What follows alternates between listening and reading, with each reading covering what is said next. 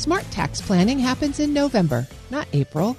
Private wealth advisor Thiago Glieger explains to Federal News Network's Eric White why federal employees earning over $145,000 face a major TSP catch-up contribution change in 2026. Also, how borrowing from TSP beats credit cards during financial hardship, and what tax saving strategies now can reduce next year's bill. We're coming close to the end of the year. It's been a shaky end as usual, and you've got open season tackling in and everything like that. You know, tell me why this is the perfect time to be thinking about taxes next April. I know this is the topic nobody likes to think about, especially not early and before we have to, right? But smart federal employees are looking at their income year to date, and they're looking at things like tax withholding. If there were any major changes this year, like a promotion or a bonus, or maybe your spouse retired, something like that, your withholding might be off. And then there's a variety of other things, too, that you'll want to incorporate, like making sure that you don't want to incorporate some kind of charitable giving. A lot of people do that at the end of the year. There's RMDs that come in. So there's a lot of little things that if we start paying attention to now, all of it affects taxes. So we want to get ahead of those things. Yeah, so let's get into it. Rather than actually saying let's get ahead of it, how do you actually go about doing that? Yeah, so one of the biggest things we tell federal employees to be aware of, Eric, is to make sure that they are actually maximizing their TSP contributions if they can afford to do so. Obviously, this is an interesting time to be doing that, given that people aren't being paid. But the idea of maxing out the TSP helps you to save on taxes if you're using pre-tax contributions. So before the end of the year, you want to try and get as much as you can in there. So the contribution for 2025, the limit is $23,000. If you are over 50, it's $7,500 additionally. So if you're behind on contributions and you actually want to get all of those paychecks in there, you can actually adjust some pay periods so that you do a little bit more and get yourself caught up. Okay, now for 2026, this is where some of the big changes are going to come to the TSP contributions. First, we're going to start getting the normal inflation adjustment for the contribution limits. So the amount that you can contribute under 50 goes up by 1,000, and then catch-up goes up by another 500. But the biggest change is how that catch-up contribution is going to happen. So for people who are over 50 and they're going to be earning $145,000 or more as a federal salary, they can no longer do that pre-tax deduction. What does that mean? That means you're going to have to pay taxes on all of that catch-up contribution. So this is a pretty big thing as people start thinking about taxes for next year. Your taxable income could actually be going up, and you might actually owe a little bit more in tax. Yeah, are there any changes coming down the pipeline that you're hearing regarding TSP contributions? Are those amounts going to go up? Again, in the backdrop of that this is a very strange time to be talking about this. Yeah, Eric, each year we see a little bit of an inflation adjustment where the TSP or the IRS actually will come out and say, hey, everyone participating in a 401k type of plan like the TSP, now you can put a little bit more each year. It just helps you stay on top of saving a little bit more. And so we're definitely going to see that. Of course, for anyone over 50, you have that additional catch-up contribution. And then for people who are a little bit older than that, there's the special catch-up contribution as well. So lots of ways to get more money in the thrift savings plan. And again, if you're already thinking about taxes for next year, you want to consider whether or not you're going to be forced to do Roth contributions for the catch-up, because that means you have to pay the tax up front. And so that's a big change, both in the amounts and in how you're contributing that's coming to the TSP next year. Talking with Thiago Glieger, private wealth advisor for RMG Advisors. On those TSP contributions, we'll get a little bit more into the investment side of things. But, during this time that we had mentioned, a lot of folks aren't getting their paychecks regularly. The idea of borrowing against your TSP plan is now a plan that most folks are going to have to resort to. What can you tell us about what they should be on the lookout for if it comes down to that? Yeah, Eric, this is just such a hard time for federal employees, and it's really unfortunate that we are down to these last little solutions of trying to borrow against ourselves.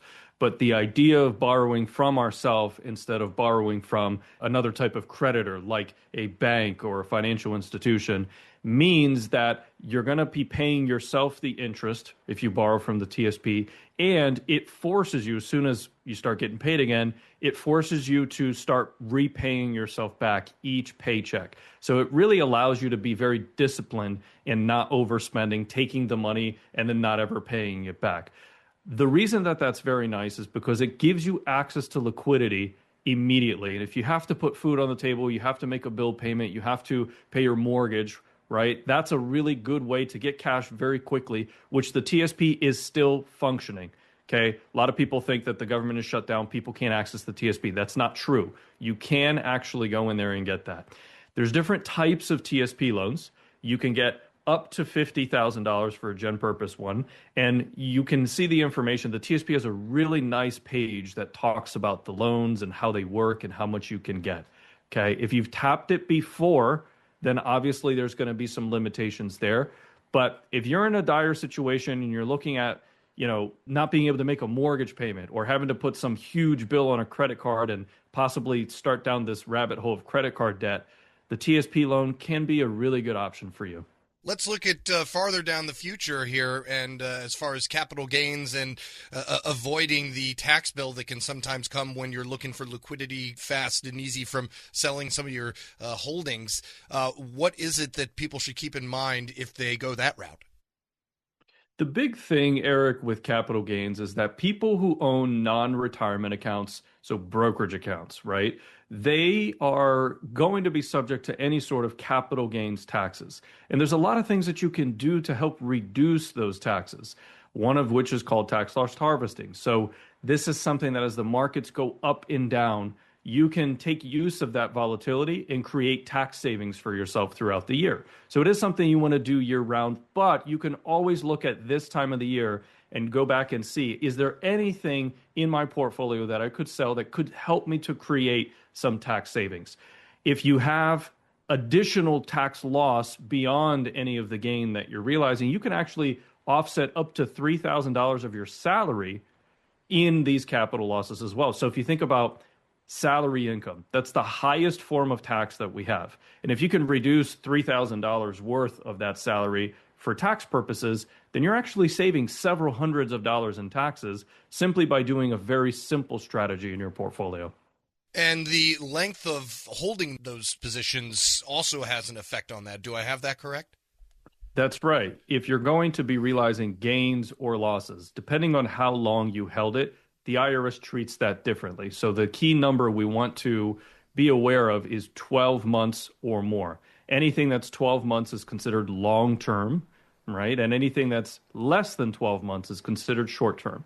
The only other time horizon thing that you want to be aware of too, Eric, that I think you were alluding to, is this idea of a wash sale. So if you're creating tax savings from a loss in your investments, you got to be really careful about not to rebuy the same stock within a period of time, not have sold it prior to the sale. There's some rules around there that you got to be really careful.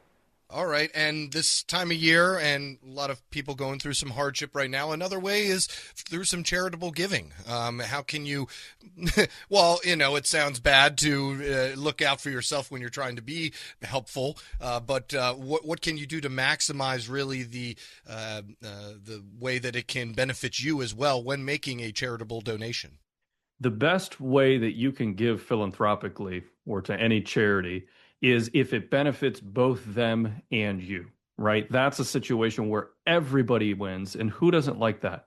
There's a couple of really smart ways that people will do this kind of charity and donating. The first is if someone is looking at their RMDs. So this time of the year, we have required minimum distributions that are going to be applicable to anybody over a certain age. So typically that's 73 for most people these days. And the good news is the TSP is going to take that money out of your thrift savings account automatically. But the bad news is you pay taxes on that whole distribution. Wouldn't it be nice if you could instead, if you are a regular contributor to a charity of sorts, maybe give some of that RMD to the charity directly? So that's a strategy that people could do. Unfortunately, you can't do that within the TSP, but you can do that within an IRA. But you don't pay the taxes on it. The charity doesn't pay the taxes on it. and you satisfy your RMD all at the same time. So that's a really helpful tip that a lot of federal employees have been able to do. Key age for that is 70 and a half. Okay, so this is not something that's available to everybody. But frankly, if you're coming up on RMDs and worried about that, you're going to be probably a little older anyway. So that's a big one. Anything else that people should keep in mind as the year ends out here and looking towards next year and what is probably going to be another up and down one? Yeah, we've got open season coming up here in about a month or so, Eric, right? And so I think that it would be smart for federal employees to look at some of the tools within your benefits package, because those can help save taxes as well. So for example, if you're not using the FSA, which is a flexible spending account, you need to go to FSA Feds and really consider using that tool. You can put a few $1,000s in it. I want to say something like $2,000 or $3,000 as a family every single year. And listen, everybody has some kind of medical expense, even if you're going to the doctor just once a year. You can use that money. It's fully tax deductible. And then if you use that money for a qualified medical expense, you don't pay any taxes on that money either. So it's like getting tax-free healthcare services.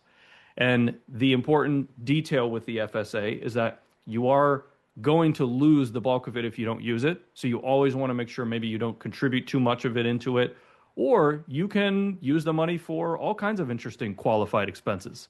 I'll give you an example. Some of our clients have purchased, they had a couple of $1,000 still left in an FSA, they were going to lose it. They purchased a defibrillator, an AED, for their household using those funds, and they got it completely tax-free, right? You can buy Band-Aids, you can buy, aspirin, all kinds of other stuff, and you can see what's qualified and what's not online, okay? So that's a really nice benefit to look at for taxes at year end.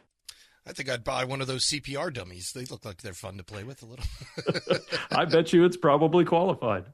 Thiago Glieger is private wealth advisor with RMG Advisors. Thank you as always.